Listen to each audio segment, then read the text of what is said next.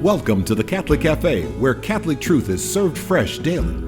We've made you a reservation in the luxurious corner booth, so come on in and see what's on the menu today. Now, here's your host, Deacon Jeff Drzymski.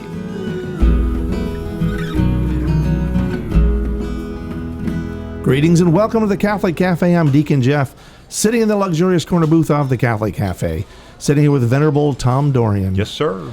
And so, Tom, we're without Sam again. He is like a good Sam Ayrton. Do you think he's pushing the car down the road? I think so. He's got a friend who's got a bad car. He missed last show. He's missing this show. It's the car that won't heal. I guess not. Yeah. I don't know. I think it needs some kind of, exorcism or something. I don't know. But, Or trade-in. Yeah, or trade-in. Either one of those. So our last show, we talked about just the concept of parenting, and that children are the natural fruit.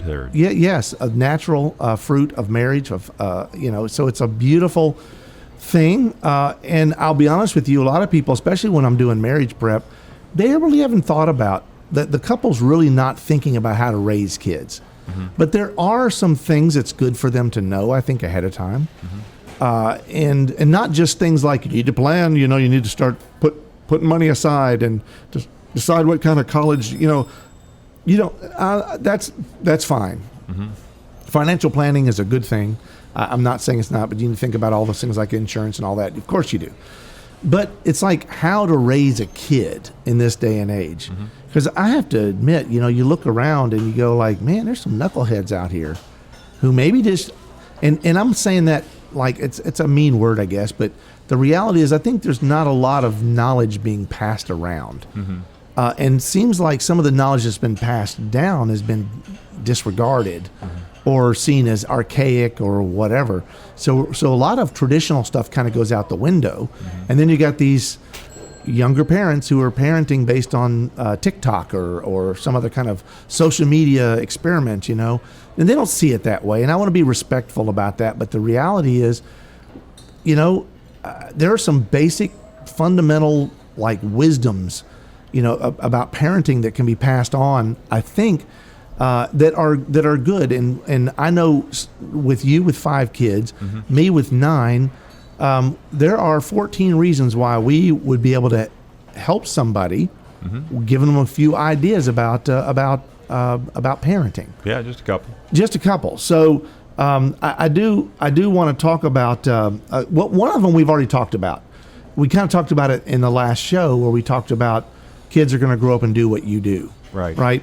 But essentially, kids will follow your model, not what you say, but what you do. And that's really important to understand.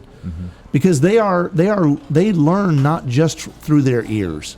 You can tell them things, and how many times, Tom, have you ever talked to one of your kids and like, you're not listening to me, are you? Oh, it happens all the time.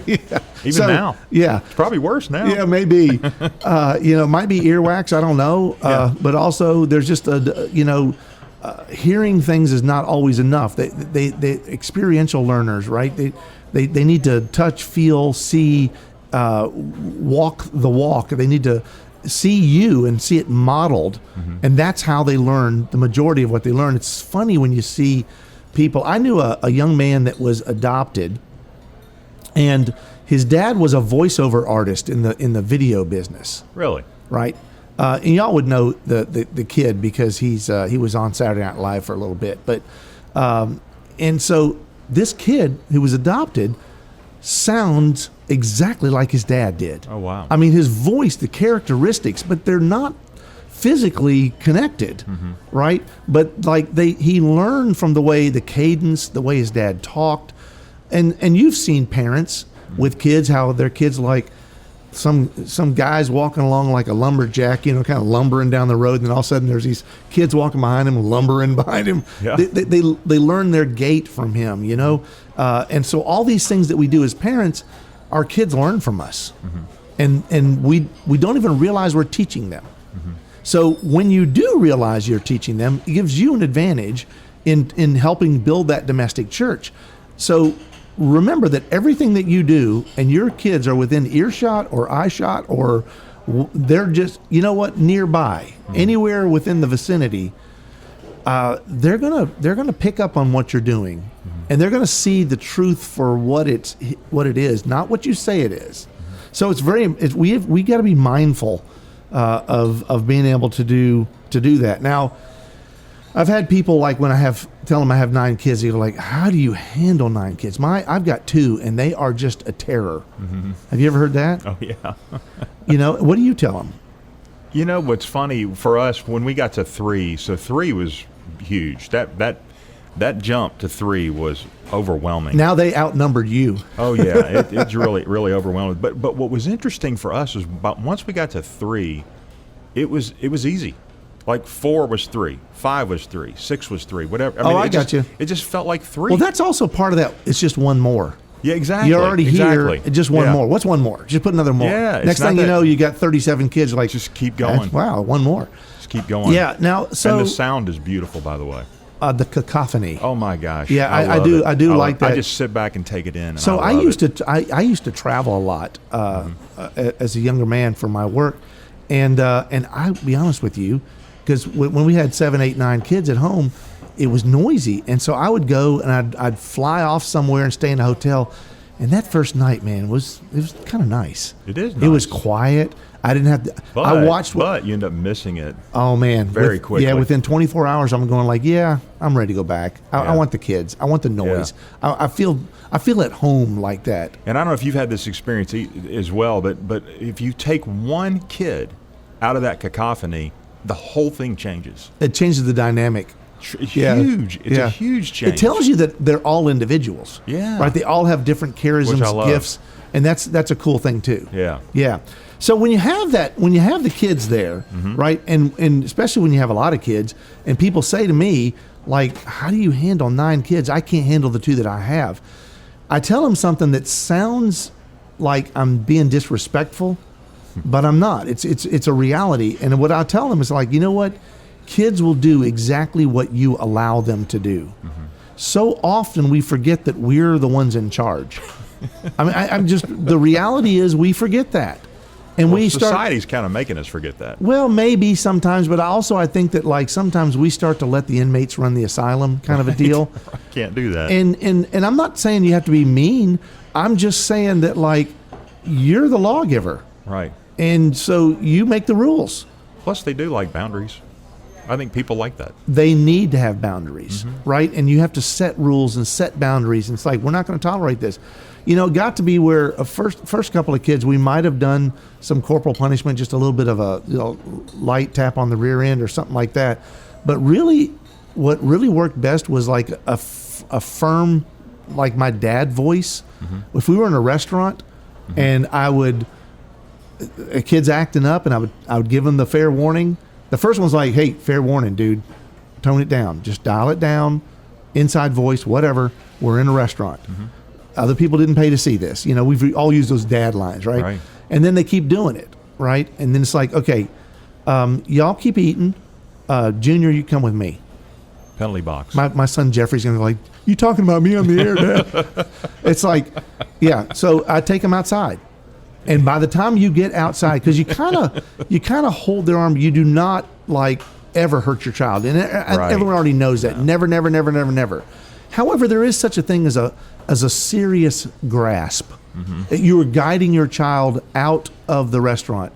Man, they at that point they go like, "Dad means business," you know, and you basically take your face over the top. You're a lot taller than they are. You bend down and you get like right in their face and say, "I'm going to tell you this one time, and this is not going to end well." If you know, and they will like, okay, they will respect that, right? You don't have to intimidate them, you don't have to scare them, you don't threaten them, you don't have to do any of the physical violence that, right? But at the same time, if you've done this in that firm way, they're going to recognize that firm authority. But once the inmates run the asylum, it can go crazy. And it's hard to get it back. Oh, big time. So they will do what you allow them to do. Don't allow them to do that.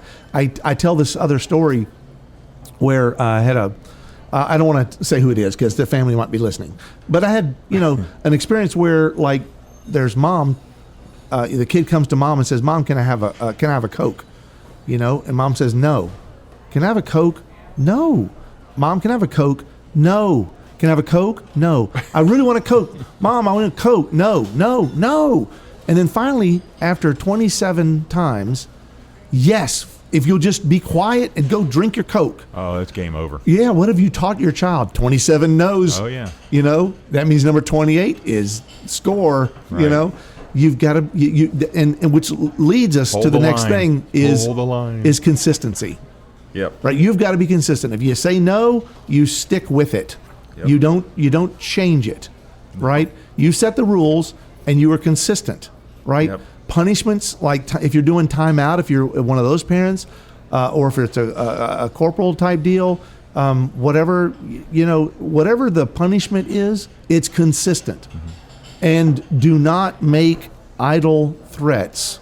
And I don't want you to act on the threats either, but if you do that one more time, I'm taking every toy you have and I'm putting it in the dumpster. Mm-hmm. We're going to drive together down to Target, go around the back, and we're going to throw every toy in. You're not going to do that. Right. Don't threaten them with things that you're not going to do.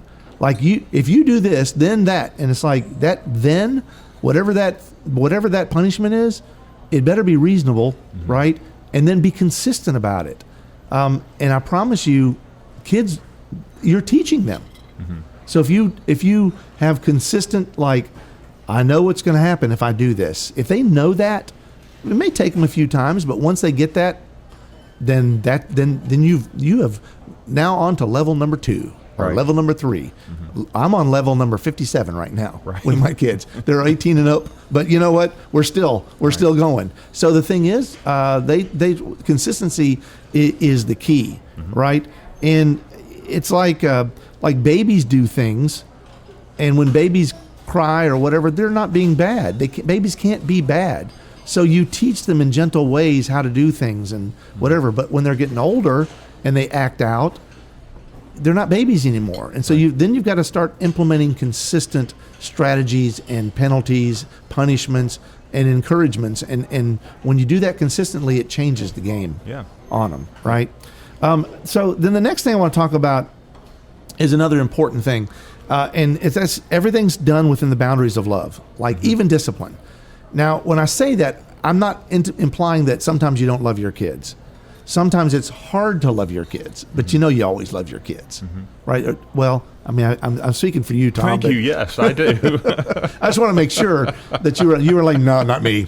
I got one of them I don't love anymore. I'm sorry. I must have a look that says I need to get clarity from Dorian. No, I just want to. He looks like he doesn't love his kids. No, we all go through that. By the way, Right. there are spells, but the thing is, there's an old corporate expression, right? And it's like it's called the corporate sandwich. Oh yeah, I know that sandwich. Yeah, now it's called something else. Yes. But honestly, we're trying to keep it clean here.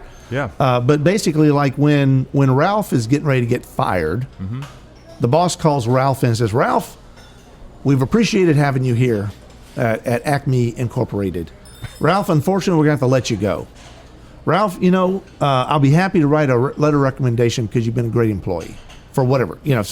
So the corporate sandwich is the not so good stuff. First. No, is in the middle. Oh yeah. That's right. So on either end of it, the good stuff is on nice. On the ends, right? That's right. So it's like the Oreo cookie filling. Right. So I like the Mega Stuff Oreos, by the way. That's a lot of extra stuff in there. But you know, so the thing is, it's like. But not if it's a corporate sandwich. It's the other way around. Like right? It's inside out. It'd be like taking Mega Stuff and putting on either side of the cookie, right? And there's like this. I hate that cookie. Just give me the Mega Stuff. But anyway, the point of all that was really silly. But the thing is, you do the parenting the same way. Like when they do something bad. Right. And they're going to. Kids do that. They're exploring things, and they're trying to figure out the boundaries. They're trying to figure all that stuff out. And sometimes, and we are in a broken world, and there is sin, right, as the kids get older. And so the thing is, when they do those things, you're going to have to correct them. There's going to be a punishment. So it's like, Junior, I love you so much. I love you, right? Well, you've done a terrible thing here, and we're going to have to deal with this. So what that means is I'm taking away the keys to the car, or I'm taking away your cell phone, or you're going to have to, your curfew is going to be 8 o'clock, and you have to be in the house at 8 o'clock, whatever. And then at the end say like, but I see such potential in you. I think you're going places, right? We just got to work on this thing we just did here. So you basically, you want to say, I love you.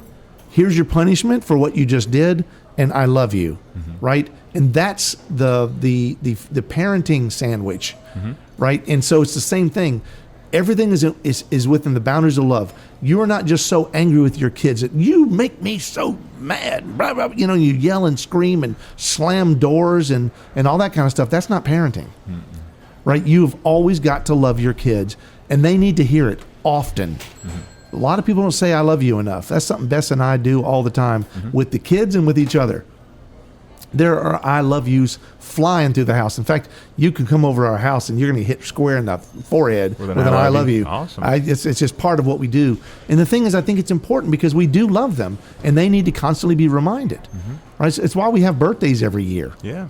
You don't just get one birthday. You have one birthday, but you get to remember it every single year and you get presents, right? It's the same thing with this. I love you, and I'm always going to love you, and I'm going to have to correct you every once in a while, but I do love you, and I'm doing this because I love you. Right. Right? When they understand it like that, even though the punishment can be maybe harsh in their eyes, then they're gonna understand the reasoning for it, and they're actually going to try to do better. Yeah. And that's an important thing. You want them to grow up and be better and be good members of society. Oh, yeah. So the next thing I want to talk about, we get this question a lot. So with 9 kids and you with 5, is mass attendance. Like what they go like, I got to tell you, we can't go to mass. We go to separate masses. We go to 6 different masses because we can't get all the kids together and wrangle them. And it's a mess. Right. And they're always acting up. And so we have a different strategy, my wife and I do. And we started doing it. We kind of discovered it, when they were little. Because, we did the thing where they would sit in the back of the church and you'd give them like a little bag of like Cheerios or Cheetos or something, Cheez-Its or something like that. And like one of those little soft books or like a little coloring book or something as they get older. And they would sit back there. So it's like, church is kind of a cool thing to a little kid in the ways that you don't think it is. They're not going like, Father, may I go and worship God, with you in a very adult fashion and very quiet. They don't say that. Instead, they go into this big room that's quiet, and they realize that if they make a noise, it's like, Yeah. they There's an echoes. echo in here. So then you start hearing noises, right? And then they don't care. And also they're sitting behind some church lady with this big hat, and they've got a bag of Cheetos, and they got a book, and they're bored to tears. Right. Right? And they don't really understand what's going on. So no wonder that it's hard to keep them. Right? So then you end up spending half your time out of mass. Now, this is not a fail-safe. It works a lot. It doesn't work every time, but it's actually worked pretty consistently for us. And that is, you sit up front. And when I tell people this, their eyes get really big, and they go like, oh, no. You don't know my kids. I am not sitting in the front. Are you kidding me? I said, you just have to trust it. Try it. Sit on the front or in the front few rows. Sit where your kids can see. And amazingly, then they start seeing this priest or this deacon and these people walking around, and they hear bells, and they see somebody ring the bells. They see this guy holding up this chalice, and right, and they see like someone swinging this incense around, and it's fascinating. And they'll watch it, right? And you know what? It's actually okay if you're sitting there and you're whispering to your child, that's Jesus, that's Father Jones. Remember Father Jones? He came to have dinner, And so, you have these little conversations, very quiet and subtle. No one's going to go like, shh, Now, there may be a church lady or two that will do that to you, but don't listen to them. But the point is that when you sit up close, you are putting them like in the arena. Right. With the activity. And I think it's a good thing because kids, they like to watch that stuff. Now, there's still going to be problems, right? Every once in a while, the kids will still act up. And I see some young families that have taken that advice, and they sit up near the front where the kids can watch. And occasionally kids can't help it. They're going to have to go to the bathroom, or something, and so you're going to have to take them out. So you want to take a pew where you're sitting at an edge and you can grab the kid in a moment of desperation right before they're getting ready to throw up or whatever, Right. and you can get out if you need to and then get back in. So it's just have them sit up front. Totally agree. Because also, because a lot of times people do the things where they have the children's liturgy of the word where your kids go out. That's kind of nice for you in one way, in that like you don't have like the kids to deal with. But honestly, I think it's actually worse myself. This is my personal opinion. You might disagree, but I think it's worse when you send them out because it's going to be harder to get them to want to stay, because where are they going? They're going to a place where they're getting to color and they're having snacks and they're finger painting and whatever. They can talk. Yeah, they can do anything. They're playing. It's playtime. It's supervised playtime. And people are talking to them about the faith, and I think that's nice. But the reality, you're taking them out of Mass. So you're not actually teaching them about Mass and about attendance at Mass and about how important and about what we're doing, so that by the time, as our kids got older, they knew what to do. They knew when to stand, when to sit, when to kneel, what to say. And I think it was actually a positive. So we didn't, because we tried a couple times sending them out, but we didn't like it too much. Yeah. So I'm not a big fan of that. And I think having your kids there, and Mass is for everybody. It's not just for adults. That's the other thing is, you go to the children's liturgy of the word, and sometimes it can be like they're kind of dumbing down the language a lot. And so there's a question about like whether someone's reading a gospel they're like reading a different gospel. Right? Technically speaking, there's a problem with not reading that actual gospel. Now, when they're really young, they don't have the obligation to go to Mass like we do. But once they get to be 7 years old, they're not supposed to be leaving and hearing a different gospel. They're at the age of reason. They're supposed to be hearing the gospel. So a lot of things to think about, and I'm very respectful. I don't judge, and we don't stop Mass at our parish and go like, hey, you, bring the kids up front, or hey, you, what are you leaving for? Right. We don't ever do that. I'm not going to judge that. And parenting is parenting, and everyone's different, and I recognize that. You're and just sharing tips. These are little personal experiences and wisdom, and I think you've probably shared some of these things, right? Some of these experiences. Now, the kind of the last thing, or next to the last thing I want to talk about is we have to understand something. Families have gotten rather complicated these days. We live in a broken world, and we're having more situations with broken families, marriage, annulments, divorce, obviously, that leads to annulment, and then you have sort of like 2 or 3 different Christmases, and there's just a lot of different nuances. And then you have kids that are stepkids that go through the "you're not my real dad" or "my real mom," and just a lot of difficulties, a lot of challenges. And we really have to we just have to chillax here, and some of this, just take it and do the best we can in these situations. Always do things in love, and not try to, because that storybook family with the like boy meets girl, girl meets boy, they fall in love, they have 2.2 kids or whatever, and all this stuff, and everything works out great.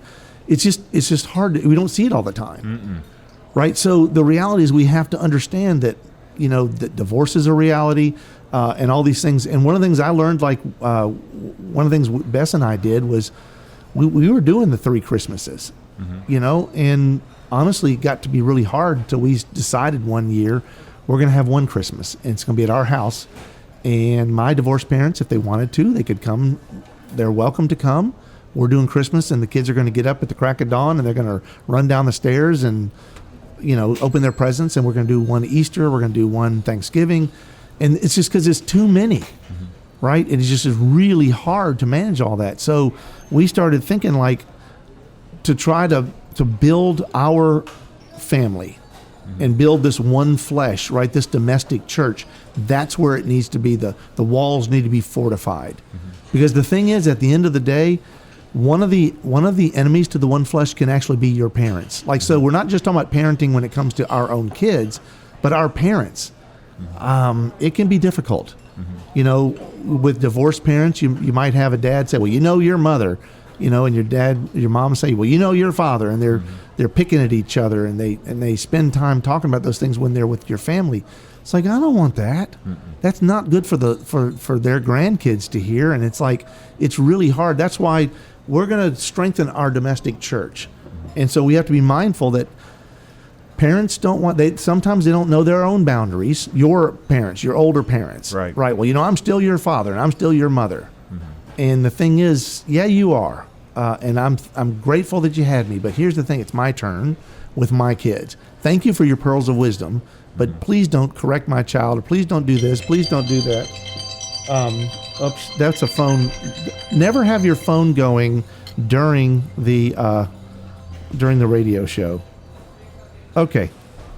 I'm just going to leave that in. Are you? What do you think? Yeah. It's like parenting. Yeah. It just happens. It's kind of like we're at Mass and some kids being disruptive in That's the middle right. of Mass. You know what? I'm going to keep going. Just roll with it. I like it.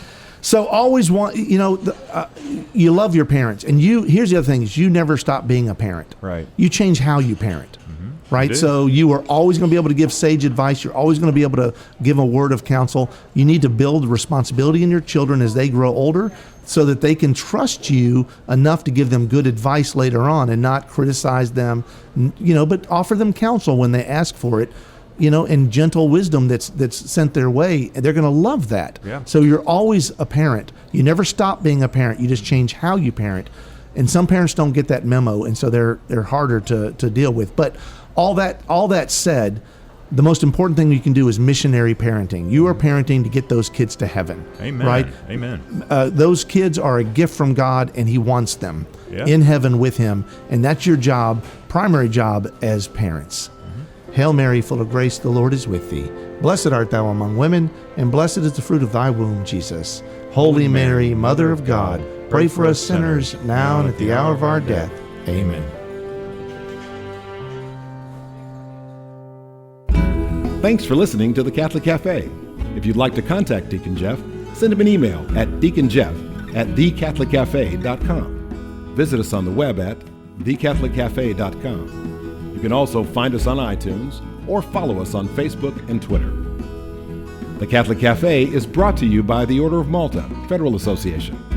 Join us again at the Catholic Cafe, serving up salvation one cup of coffee at a time.